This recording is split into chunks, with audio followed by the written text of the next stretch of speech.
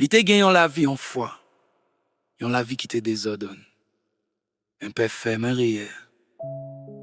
Nan Haïti, li te gen yon femme qui te remen li.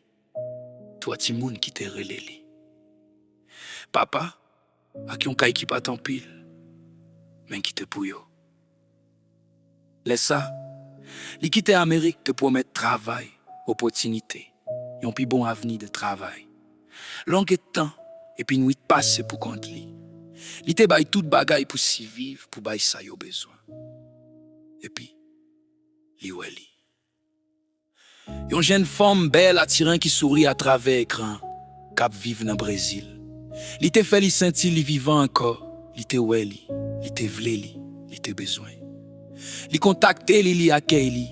Et puis petit, la vie li te bâti dans Haïti a te commencé fè nan. Tourne nan okran ou lan. Li visite li pote li nan Haïti. Et puis ak yon kelo, ou soit peut-être sans qu'elle dit tout. Li prend ti moun li yo nan men maman yo. Et li mette yo nan men yon lot moun. Ou lot moun nouveau.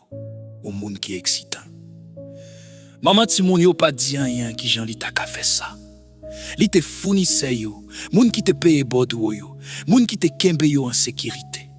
Silence li te doule tristesse li. Invisible. Li marié ak li jeune femme qui te kembe attention. Année passée, famille an te déplacé dans Amérique.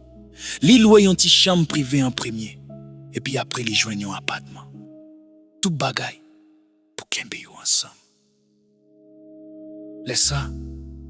Li vin enceinte même dans moment ça, l'amour te tourne en bataille. Yo te discuté sous non ti bébé a. Li te déjà choisi li ak ma tante li. Li rappelé li c'est papa. Li rete silencieux, li accepté, juste pour éviter plus conflit. La vie te vin tourne tension. Li pas de vle travail, li pas de vle kuit manger, li pas de vle nettoyer. Li passe jour li ap gade TikTok, li néglige famille qui te compte sous li. Li te discipline ti moun yo trop, qui te max sou ti koyo. Et là li te essaye parler, guide yo, li mette main sou li. Qui donc li travaille plus pas, pour joie pas pour espoir, mais pour chaper pour si vivre, pour jouer un moment loin des autres, li te choisir.